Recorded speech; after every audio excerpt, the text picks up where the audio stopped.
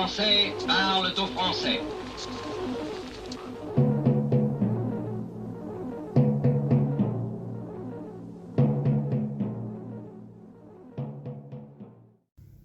Bonjour à tous chers abonnés, ravi de vous retrouver. Nous sommes samedi 23 décembre, et oui, ça s'approche. Des petites vidéos TikTok, quelque chose sur les expulsés. Des expulsés qui sont expulsables à cause de la Cour européenne des droits de l'homme notamment. Ils sont nourris blanchis, hein. Mieux vaut être expulsable que d'être SDF en France et on finit pas sur le trottoir, voilà. Et puis un espèce de petit duo sur la retraite, la personne qui disait qu'il n'y avait pas de problème au niveau des retraites, qu'il y avait suffisamment d'argent, etc., que c'était pas la peine de prolonger de 2 ans l'âge de la retraite. Et il a été licencié, ben oui, parce que toute vérité n'est pas bonne à dire, et oui. Et puis il est arrivé une petite chose dans ma bonne ville de Lyon. Vous savez qu'il y a des gens qui font du tractage, donc des militants du Rassemblement National, plutôt des retraités, qui faisaient du tractage, je crois, sur le marché de la Croix-Rousse, donc sur les hauteurs de Lyon.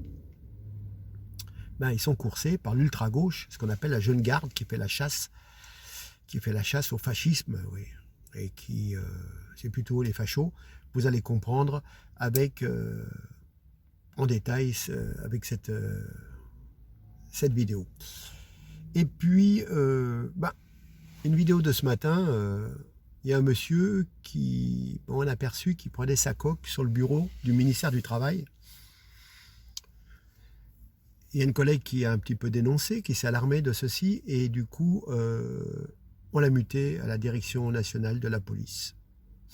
Incroyable. Bref, allez, je vous laisse. Merci pour m'avoir tenu compagnie durant cette année. Et puis, passez un bon Noël dans le partage, dans la convivialité. Voilà, enfin, plein de bonnes choses pour vous. On ne sait pas, mais bon. Allez, à très bientôt. Au revoir. Merci. Bonjour à tous, bonjour TikTok. Le problème de la France, c'est qu'elle n'est plus maître, elle n'est plus souveraine sur son territoire et elle ne peut plus expulser des personnes indésirables ou des personnes qui ont la haine de la France, car il y a la fameuse Europe et il y a notamment la Cour européenne des droits de l'homme. Voilà, hein. Ce qui fait qu'on arrive à un moment où la personne qui est censée être expulsée devient inexpulsable à cause des lois de l'Europe. Elle est nourrie, logée, blanchie, alors que les SDF français, eux, crèvent de faim et de froid dans la rue. C'est ubuesque. 1 minute et demie avec ce monsieur et c'est très très clair, c'est très propre et vous allez voir. Allez, suivez. La France est le pays qui a la plus grosse communauté musulmane, la plus grosse communauté chinoise, la plus grosse communauté vietnamienne, la plus grosse communauté arménienne, la plus grosse communauté juive de l'ensemble des pays de l'Union européenne. Nous n'avons des problèmes qu'avec une partie de la communauté musulmane. Donc pourquoi j'insiste là-dessus? Parce qu'encore une fois, c'est pas le système d'intégration qui fonctionne pas. Qu'est-ce qui fonctionne pas? C'est justement nous donne raison. Il y a 7 mois a été votée la réforme des retraites en 49.3. Tout le monde était contre, la population, les syndicats, les actifs, et ce type, Pierre-Louis Bras, président alors du Conseil d'orientation des retraites, donc le grand spécialiste des retraites en France. Il avait pris la parole en disant que non, il n'y a aucun problème de financement dans le système des retraites, il n'est pas en danger, et en disant ça, il allait contre la propagande de la Macronie. Et ce gars a été licencié récemment pour ne pas avoir défendu le gouvernement, parce que oui, pour Macron, l'État entier doit être à sa disposition et répéter son discours pour défendre sa politique, même si pour ça il faut mentir. Aujourd'hui, le maire a dit que les plus de 55 ans au chômage doivent se secouer les puces, littéralement, pour trouver un taf, raison pour laquelle ils comptent sucrer une partie de leur assurance chômage. Donc t'es vieux, on va te mentir et te rouler dessus à coups de 49.3 pour te faire trimer encore plus longtemps, et si t'as pas de taf parce que personne ne veut te prendre, on va t'enfoncer dans la misère. Bref, sur l'affaire des retraites, on avait raison, ils nous ont menti, et ça, on n'oubliera pas. À cause de la jurisprudence française, et qui vivent sur le territoire français. Comme il faut les entretenir, il vaut mieux être un expulsé inexpulsable qu'un SDF français, parce que là, vous êtes logé, nourri, blanchi, est protégé par la police. Donc vous voyez qu'on arrive à des caricatures et des inversions de système de valeurs. J'ai écrit un article là-dessus parce que je trouve ça tellement révoltant quand on totalisait le nombre de gens qui sont soi-disant des OQTF, vous savez, inapplicables, on est dans cette caricature d'aide sociale. Se déclarant être sur leur territoire. Raphaël Arnaud, leader reconnu de la Jeune Garde, est alors intervenu, clamant sa haine, insultant et menaçant les militants.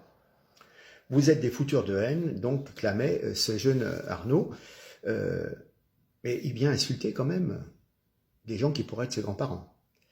Des invectives, des menaces sur le marché, puis il a poursuivi ces paisibles militants, et souvent des retraités, il les a poursuivis jusqu'au bistrot. Incroyable, d'ailleurs vous verrez les images. On peut noter l'attitude courageuse de ces militants, dont notamment Jacqueline Vito, qui ne sont pas laissés impressionner par les menaces. Voilà. Hein. Donc cette violence, cette entrave à la liberté d'expression a été inadmissible, et on ne peut se laisser intimider par de tels agissements et de telles menaces. Hein. N'en déplaise à l'extrême gauche, il faudra continuer des actions pour des Lyonnais qui ne supportent plus la violence qui gangrène notre ville. Hein. Mais c'est cela la liberté d'opinion. Le RN serait responsable du terrorisme? Non, bien entendu, tout le monde le sait, que les terroristes s'appuient sur souvent certaines sourates du Coran qui justifient des égorgements, des crimes, des attentats meurtriers. Souvent, ce sont des salafistes, intégristes, qui accompagnent leur forfait d'un certain cri, à la Wakbar. Hein. Mais quel rapport avec les militants? Les militants du RN, des retraités qui sont contre la disparition de la France, contre l'effondrement de notre civilisation judéo-chrétienne, qui sont pour la souveraineté et non plus un pays étouffé dans l'Union européenne. Donc, franchement, incroyable. Donc, on peut demander au ministre de l'Intérieur, Gérald Darmanin, d'agir fermement, de dissoudre le groupuscule de la Jeune Garde, cette milice d'extrême gauche, violente, toujours impunie. C'est une habituée de la brutalité, de l'intimidation, et elle doit être mise hors d'état de nuire. La Jeune Garde, vous ne connaissez pas, eh ben, c'est un mouvement hyper violent, qui date d'à peu près 5-6 ans, et qui est violent même avec les gens qui sont soi-disant antifascistes. Hein. Un communiqué, un collectif nomme Raphaël Arnaud comme l'un des responsables indirects de violences, dénonçant son mépris lors des dites violences qui lui ont été rapportées. Nous déplorons que l'agression d'une femme par 3 militants de ses rangs, donc de la Jeune Garde, voilà, il frappe à nouveau des femmes lorsque celles-ci demandent des comptes et colportent des messages et travaillent à la division du camp de gauche. Voilà, c'est un monsieur qui est habitué, donc qui s'était présenté comme candidat d'abord de la NUPES pour les législatives 2022 et ensuite de NPA, nouveau parti anticapitaliste. Voilà. Je rappellerai quand même qu'un maire, pour les distributions de tracts, un maire ne peut interdire en période électorale la distribution de tracts politiques sur les voies publiques si c'est effectué par des militants bénévoles qui n'utilisent pas un véhicule et qui ne trouvent pas l'ordre public. La distribution de tracts est libre. Hein. Elle ne peut par conséquent être restreinte ni interdite lorsqu'elle s'exerce dans le cadre de la législation en vigueur. Voilà. Donc, pas besoin de déclaration ni d'autorisation préalable. Voilà. Hein. Je vous rappellerai aussi, on en a l'habitude, que déjà en plein conseil municipal, un élu socialiste avait sorti d'énormes mensonges concernant un carton rouge posé par simplement un adhérent du RN. Donc vous voyez bien que la gauche, l'extrême gauche à Lyon, comme ailleurs d'ailleurs, ne supporte plus l'audience grandissante des idées patriotes. Et je reviens sur cette Jeune Garde très dangereuse. Ce n'est plus à prouver. Cette violence, cette intimidation, c'est leur mode d'action habituel. Et leur dissolution est une nécessité. Qu'attend Gérald Darmanin, plutôt que de s'occuper des associations religieuses catholiques qui, eux, n'agressent pas des retraités sur les marchés. Sur ce, pour info, à très bientôt.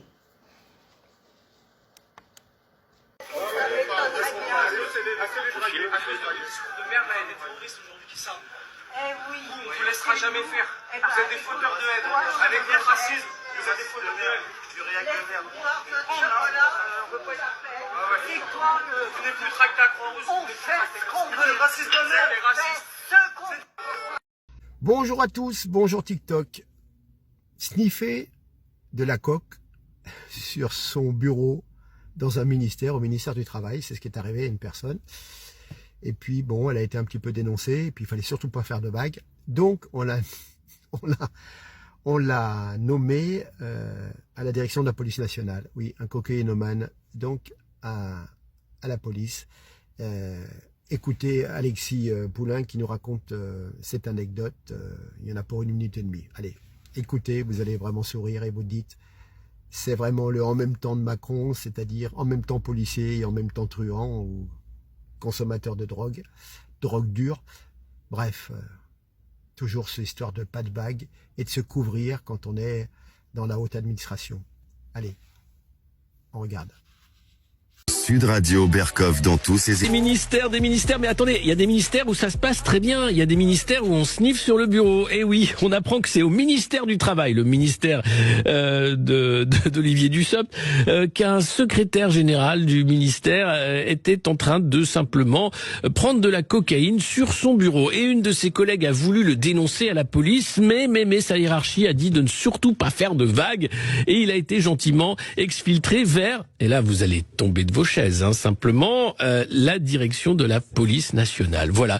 Il a été recasé d'un ministère à la police nationale alors qu'il est cocaïnomane. Ça s'appelle la République inaltérable, la République exemplaire, la République sous coke peut-être. En tout cas, après l'affaire Joël Guerriau au Sénat, après l'affaire du député macroniste qui consommait également de la cocaïne, l'Institut Montaigne et son patron Laurent Bigorne, lui aussi grand consommateur de cocaïne, peut-être faudrait-il que la police s'intéresse à la consommation de cocaïne, pas seulement dans les quartiers, mais dans les beaux quartiers, à Saint-Germain, autour des ministères, autour des lieux de pouvoir, parce que franchement, tenir comme ça va pas être possible, et peut-être qu'il faudra un dépistage, tout comme les coureurs cyclistes, pour nos chers politiciens qui font la loi, parce que ils font la loi, certes, mais si on écoute Gérald Darmanin, le problème, c'est le consommateur. Et si le consommateur est aussi le législateur, alors là, on a un vrai, grave et gros problème. Alexis